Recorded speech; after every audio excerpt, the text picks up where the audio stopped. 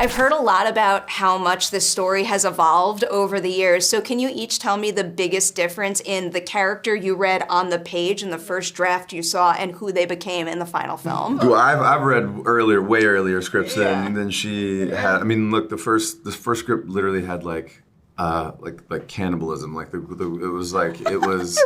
it was crazy. The women like just looked like it was full like Lord of the Flies like sort of situation. There was like an indigenous tribe situation. It was. I remember some parts wild. of that. It was a wild swing, and that's what was so cool about it in a way, because you could just tell that this was someone that was just like, I love movies and I love creating, and she's like, I have all these options that we could do, and I want to find what movie I want this to be.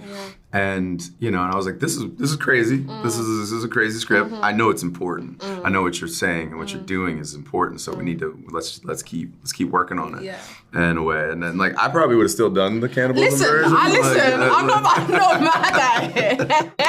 I probably would have. It'd have been like, whatever. Let's send it. Anything specific for Frida? Well, I don't know. Like I feel like there was a tone that you guys were doing. That's what. That it ultimately was confusing. Like I'll let you. Like that. Basically, Frida was more manipulative than comes across now. Is that what? Basically, like you're almost at times like going, Is she the bad guy? Like, is she the one that's kind of doing all this?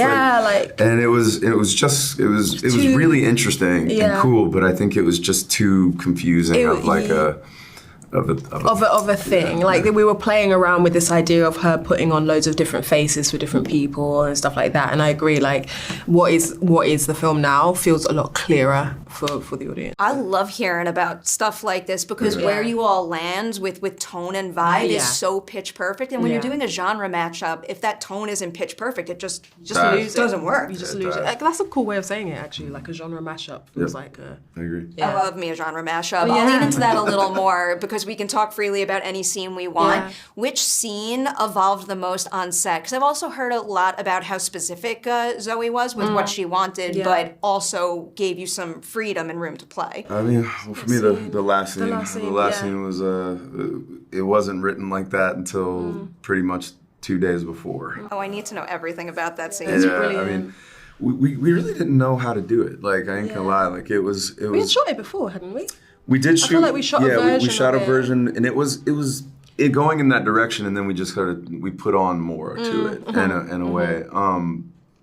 That was in the same. It was going in the right direction, but it was just we didn't finish it. We didn't land the plane. I don't think. But we were for a long time trying to figure out how do we justify this man. Like usually at the end of these type of movies, it's like some long speech of like why he's doing all this and like justifying himself and like mustache twirling of like is he trying to take over the world or some bullshit and like it really was Zoe to like kind of be like take it in and make it about something really small and emotional for him. Yeah. And it was brilliant, and like that was all her idea. I have to follow up on that briefly. So like the I'm sorry part is like utterly brilliant. It's one of my favorite performance beats of yours, like ever. When you're doing something like that and the emotion has to change throughout a single shot, are you mapping it out very specifically, or is it more about being in the moment? I think both. I have like because it's a long monologue essentially, but like there is interaction, so it's not just a speech or something. I do map like what's making me talk about the things that I'm talking about, but I don't really map the emotion.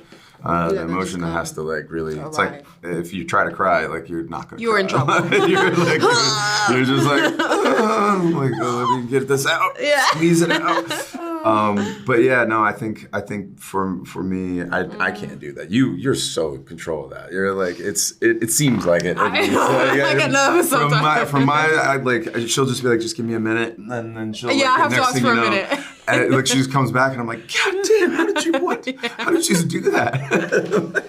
Sometimes it's like tricks like just staring at a light. Man, And then hyperventilating. We're gonna You have a stare at a light conversation for a about really long that. time, 'Cause, yeah. like, My trick would be touch an animal I'm allergic to and then rub my eyes. I don't even have that. I wish I was allergic to it. Yeah. Imagine if they were like, you win an Oscar for your allergies. Yeah. That's the only way I'm winning an Oscar. Naomi, how about for you? Yeah. A scene that evolved the most on the spot? I'm trying to think. It wasn't scenes for me. I mean, there was different. There was an evolution of character, but I also feel like that happened in post production. I actually think it was the reverse for me. Like we were throwing everything, and I think maybe Zoe Did the conversation between you and Sarah when you guys were like figuring it out? Like yeah, because that did change. We had it. It was like kind of serious and like It was very serious, and it didn't have that tone. Yeah, it didn't have it that changes. switch up halfway through. It like shifts tonally to be almost funny and fun when it's like when they're like, oh, most you didn't dire. know, you didn't know. Oh my God, we're fucking idiots.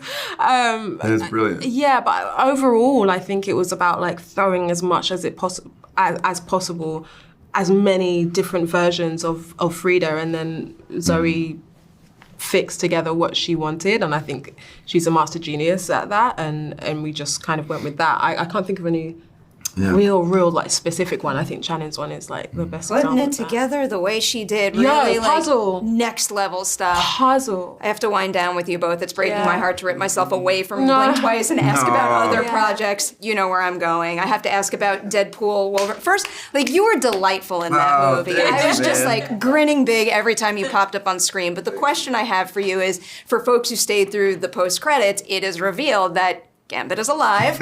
Where do you think he is at the end of the movie? In the void or in his own timeline? I think at that moment, if I had to guess, he's definitely still in the void. But there's maybe something that is Sequel.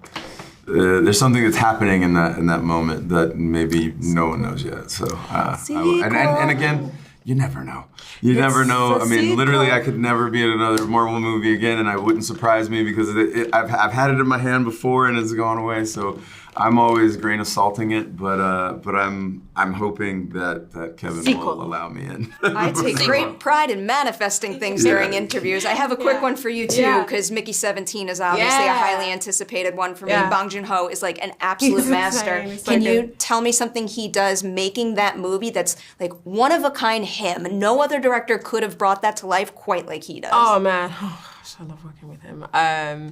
I guess the way he kind of plots out a scene, you never do a master, and I've never done that before. And there's this really cool thing he does with storyboarding that like we were all panicking over, but like he storyboards everything, and you shoot it like shot for the scene, and it's a magical way to make a movie. I'm so excited.